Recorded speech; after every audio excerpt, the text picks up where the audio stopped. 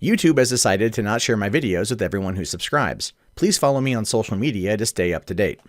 So, coming over here to this particular story today is interesting when it deals with Birds of Prey. The DCEU all-female team, but now we're getting that it's going to start in 2019 with an all-female crew. Expect there to be some pushback on this one. I think I do expect there to be a bit of pushback on this, mostly because of like it's going to come across as well, kind of sexist, right? It is. I'm just saying it up front. So it says here, DC Films' Bird of Prey is currently eyeing a January 2019 production start date and looking to hire an all-female crew. Back in April, Warner Brothers and DC Film tapped Cathy Yan to direct Birds of Prey, so the move to get this up and running as quick as possible with an all-female crew is unsurprising. Warner's hired Bumblebee and shut-in writer Christina Hodson to pen one of the scripts for Harley Quinn Bird of Prey spinoff back in 2016. Birds of Prey has had multiple scripts, and each of them include Harley Quinn and Batgirl as the main character. So we know that they want to do, well, Batgirl. We know this. They want to introduce her in Birds of Prey. The thing here, though, I'm not going to lie, it would be best to probably put her in the movie that comes out on the 75th anniversary of Batman, which would be 2019. Having the movie come out in 2019, I think would be definitely honoring Batman, but introducing Batgirl in a way that does kind of tie in line with the origins of the original character. And by that, I mean Batman. Now, it says Birds of Prey will be the next film to feature Margot Robbie in the role of Harley Quinn, following the shakeup at DC Films after the disappointing box office performance for Justice League. It was reported in January that the studio was considering Birds of Prey film in addition to a spin-off film featuring Harley Quinn and the Joker as the next vehicle for Robbie's in the DC's current cinematic universe. The actress reportedly took an interest in Birds of Prey projects since she began to research her character in the role of Suicide Squad. She'll also produce the film under her Lucky Chap Entertainment banner as part of a first look deal she has with the studio. And now it says in DC Comics lore, Birds of Prey are an international crime-fighting team featuring heroines such as Oracle, Black Canary, and the Huntress. The comic book team currently consists of Black Canary, Huntress, and Lady Blackhawk, along with Hawk and Dove. So none of that really matters, I think.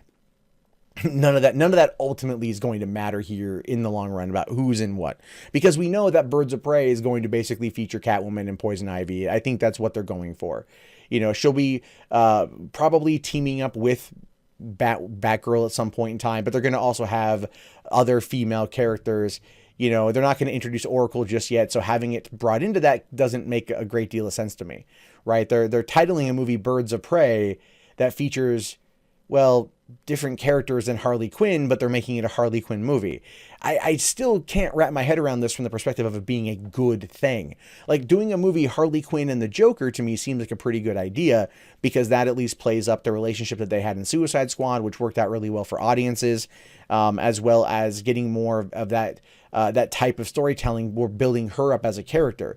Here, once again, we're seeing Harley Quinn pop up in an ensemble film where she will have to share screen time with lots of other characters. That inherently isn't a horrible thing, but I think Margot Robbie would want her to be in kind of a standalone, or at least not as large of an ensemble role as what we're doing here. It makes me wonder if they're afraid that Harley Quinn can't survive on her own, but they know that she's enough of a box office draw to where they are definitely, gonna take a gamble on it. I just think Birds of Prey is the wrong movie to do this. I just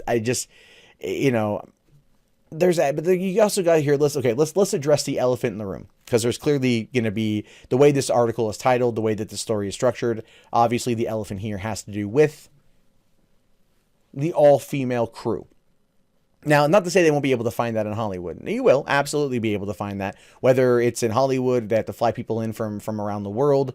They're going to assemble a crew the way that they want, right? And that's not a bad thing at all. I'm not against it personally, but making that part of the story of the movie, I think, or part of the overall narrative of the film's journey from page to screen, is not going to end up well for Warner Brothers. Not as well as they think. Now, when it came to Suicide Squad, Harley Quinn was clearly the draw, right? Harley Quinn was what kept women coming back for more repeat viewings. There's a reason why the movie grossed over $700 million worldwide. It had a lot to do with the repeat viewings and women going to see the character. So that makes sense as to why They want to have the females on the screen. Behind the camera, on the other hand, that's just identity politics pandering. It really is. Films should be a meritocracy. The best person hired for the job, the best crew hired for the job. Your goal as a filmmaker is to put these type of characters on the screen. Having an all-female crew doesn't necessarily mean that everything's going to turn out well. I mean, let's say, for example, Roger Deakins came along and was just like, I'm really a big Birds of Prey fan. I really love Suicide Squad. I'd love to come in and shoot this movie. And they're like, yeah, no, sorry there, Deakins. Can't do it. Can't bring you in. Can't because you don't got a vagina. You're gonna turn down someone like Deakins in order to get someone who is a woman. Like, it's just, that shouldn't ever be a thing in Hollywood. And it is right now, given where we currently find ourselves. So by having an all-female cast, by having an all-female crew, you're pushing that the identity politics stuff again. And that, to be fair, did not work out very well for Ghostbusters. Now, I'm not trying to equate the two, nor am I trying to make this a rant about Ghostbusters. But we know that Ghostbusters crashed and burned predominantly because of playing the cultural identity politics card, playing the gender politics card, and the constant doubling down. Now, what's going to come from this. Like, what people are going to say. And if the response from Margot Robbie or Cathy Yan or Walter Hamada or anyone else at DC is anything other than, like, we're leaving this to them to make it the way they want to make it. And if they bring up the female empowerment line, if they bring up any of that stuff, it's only going to set off this tinderbox. And if the DCEU, it can't really take that kind of negative fan hit, to be honest with you. But at the same time, and this is me kind of putting on a tinfoil hat, maybe that's not what they're after. Maybe it's not. Maybe by pushing it this way, they know they've got the protection from the movie bloggers. They got the protection from, like, the Me Too movement. They've got the protection from that sort of thing. They're going to be playing that up, again, as a piece of politics versus trying to tell a good story.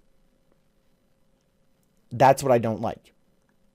I don't like it. If the best people for the job happen to all be women, and that's just kind of where you go in terms of hiring process, I'm not against that at all, period. But if you specifically seek to not hire the best people for the job because of their gender or gender identity, then that is wrong. And it doesn't send the statement you want to send it. And if you think that you're going to be completely protected by the movie bloggers, again, look at what happened to Ghostbusters. All I'm saying, and I'm sure many of you out there watching will agree with me, is you do not want to be Ghostbusters 2016. So if this is the angle you want to push, this is the narrative you want to go out there with, you best be ready, because you're gonna end up getting a fair amount of shit.